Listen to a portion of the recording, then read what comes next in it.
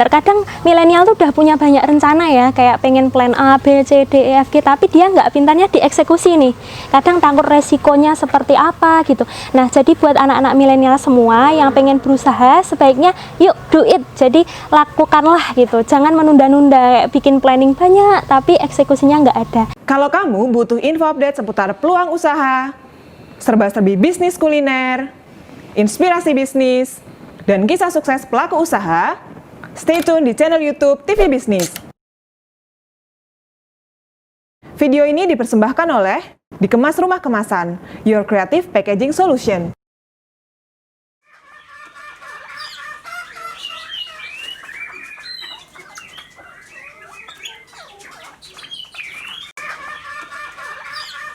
Selamat pagi semua, perkenalkan nama saya Makfira Nur Aziza, biasa dipanggil Vira. Saat ini saya aktif menjalankan sebuah bisnis yang saya kelola sendiri bernama Orchidnesia. Nah, bisnis ini adalah jual beli anggrek, tapi kita memfokuskannya lebih ke online.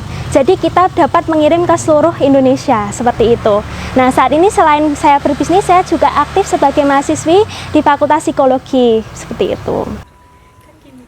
Awal mula itu saya di tahun 2017, waktu itu tuh lagi hits banget, booming banget soal entrepreneur ya. Jadi waktu itu saya kepikiran kira-kira bisnis apa ya yang saya bisa jalankan sambil saya waktu itu masih kelas 2 SMA. Nah, waktu itu kepikiran deh, karena keluarga saya emang udah suka anggrek, jadi basicnya emang udah suka tanaman hias, jadi saya kepikiran untuk menjalankan bisnis anggrek. Tapi saat saya memilih untuk berbisnis anggrek, saya juga memperhatikan berbagai aspek.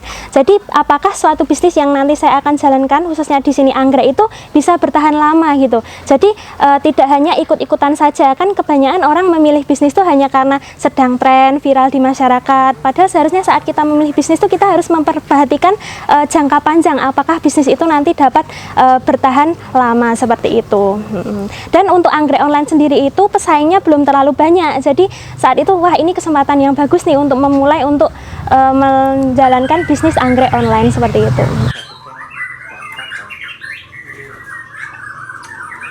Kenapa saya memilih anggrek? Karena peminat atau hobi kayak yang suka anggrek itu banyak banget. Jadi udah ada mangsa pasarnya, customer base-nya tuh udah ada. Jadi orang yang suka hobi anggrek itu sudah banyak gitu loh. Jadi bahkan ada di Facebook itu ada komunitas tersendiri untuk pecinta anggrek Indonesia atau pecinta anggrek murah, seperti itu sudah banyak sekali. Jadi saya mengincar customer base yang emang orang-orang itu sudah mencintai anggrek. Jadi kalau hobi itu kan cenderungnya bertahan lama ya, maksudnya kalau hobi itu ada terus yang suka sama kayak ikan itu kan, koi dan lain-lain tuh pasti ada yang suka, jadi nggak ada surutnya seperti itu.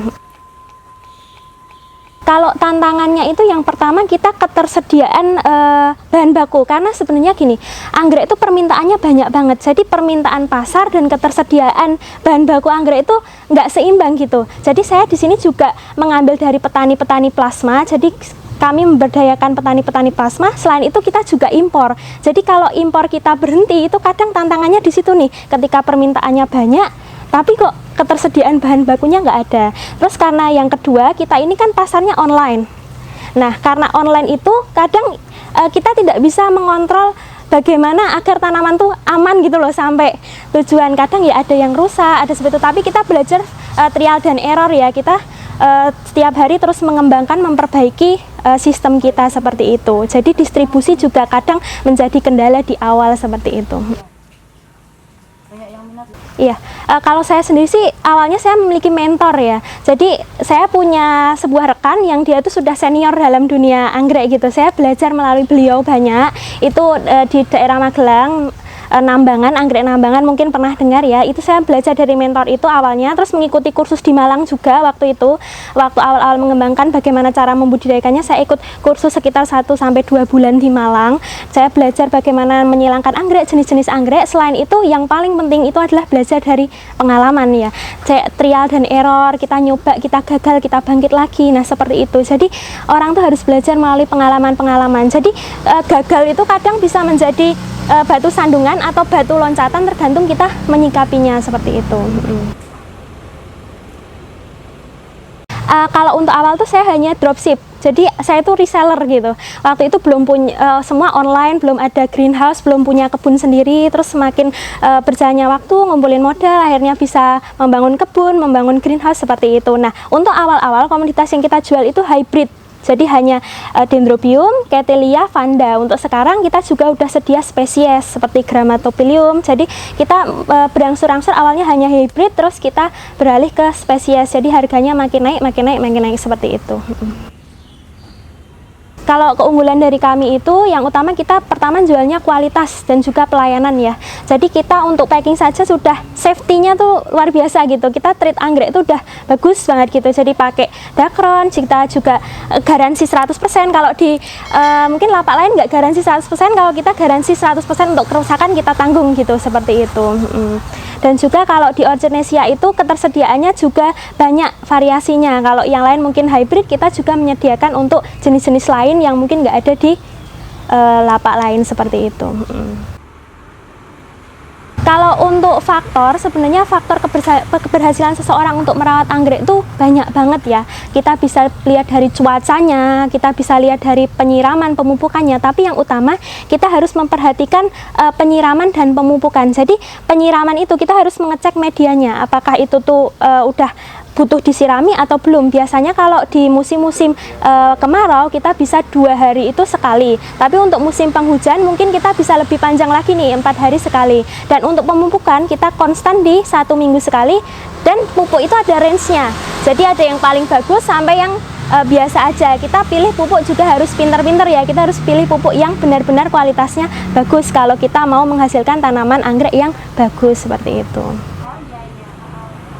Kalau untuk anggrek sendiri itu beda-beda, tapi orang kebanyakan suka tetap bunganya. Tapi ini ada hal yang lucu tentang soal anggrek itu. Jadi biasanya orang suka anggrek itu karena turun-temurun. Biasanya ibunya suka nih, terus nanti anaknya tuh pasti akan mencintai juga. Entah kenapa bisa seperti itu ya, kayak apa ya, kecintaannya tuh diturunkan seperti itu. Tapi yang untuk utama biasanya orang tetap lihat bunganya. Bahkan bisa kadang orang tuh request pengen warnanya yang seperti ini karena saya sudah punya yang ini mbak, seperti itu. Kalau kita kan online ya, jadi kita membangun attachment customer base-nya tuh via online. Jadi kita memanfaatkan sosial media yang utama. Jadi branding kita lewat sosial media itu kita harus maksimalkan. Kemudian kita juga meningkatkan SEO kita dengan mungkin menggunakan hashtag-hashtag yang ada di Instagram waktu awalnya untuk membangun jaringan. Kemudian kita juga memanfaatkan kayak website kita juga website yang kita pasang iklan. Untuk ini Orchidaceae dipasang di website ini, jadi seperti itu. Jadi kita membangun customer base di awal seperti itu. Kalau target pasar kita lebih ke ibu-ibu ya, jadi usia mungkin di atas 30 tahunan atau mamah-mamah muda, kita targetnya seperti itu. Tapi kita juga kadang menargetkan milenial. Mungkin milenial lebih ke kayak memberikan kado kepada ibunya atau memberikan kado kepada orang-orang terdekat. Jadi kita mengacu kepada pasar umur 30 tahunan ke atas seperti itu. Kalau untuk kompetisi, gimana kita memenangkan kompetisi? Ya kita harus menjadi jadi branding di sosial media kita berbeda gitu. Jadi mungkin karena kita dikelola oleh milenial ya, jadi kita lebih untuk konten-konten grafisnya kita lebih bagusin. Kita juga menjadikan apa ya, anggrek itu nggak cuma untuk orang-orang yang 30-an ke atas gitu, tapi bisa dijangkau oleh kaum-kaum milenial melalui konten-konten grafis yang mungkin lebih menarik gitu, seperti itu. Jadi customer juga tertarik untuk membeli anggrek kita. Tanaman anggrek, tanaman hal itu tergantung jenisnya. Kalau gitu, sebenarnya kalau ada beberapa jenis yang harganya masih bisa dijangkau kok. Tapi untuk jenis-jenis tertentu memang harganya mahal sekali. Ibaratnya kayak grama gitu, kita bisa jual 1,5 juta sampai 3 juta gitu. Untuk ukuran yang mungkin tidak besar pun bisa harganya setinggi itu gitu. Kalau motivasinya tuh sebenarnya diri pribadi tuh pengen kayak sama seperti yang lain. Kalau yang lain mungkin aktif berorganisasi atau aktif join ini itu. Kalau saya lebih mencintai passion saya itu menjalani sebuah usaha.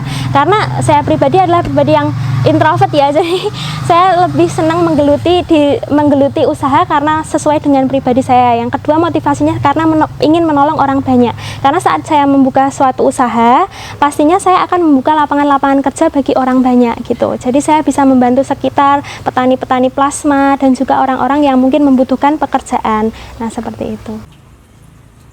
Kalau untuk dukungan keluarga bagi saya itu sangat-sangat menjadi utama malahan. Jadi orang tua saya tuh selalu support saya untuk bisnis gitu. Jadi orang tua saya tuh sangat care kepada saya, gimana perkembangannya dan lain-lain, itu sangat care terhadap bisnis ini juga, seperti itu. Harapan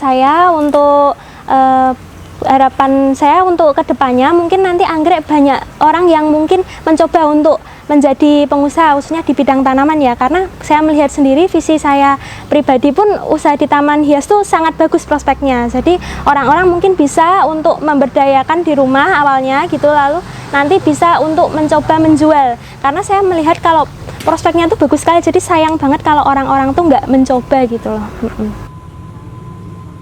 Kalau tips dan pesan buat milenial, jangan takut mencoba. Terkadang milenial tuh udah punya banyak rencana ya, kayak pengen plan A, B, C, D, E, F, G, tapi dia nggak pintarnya dieksekusi nih.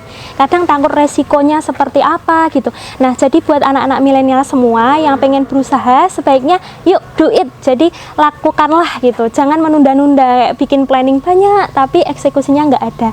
Terus kalau kita tuh emang udah mencoba tuh asik kok. Jadi kalau kita menjalannya dengan hati, segala sesuatu yang dijalani dengan hati itu pasti hasilnya juga akan baik, seperti itu.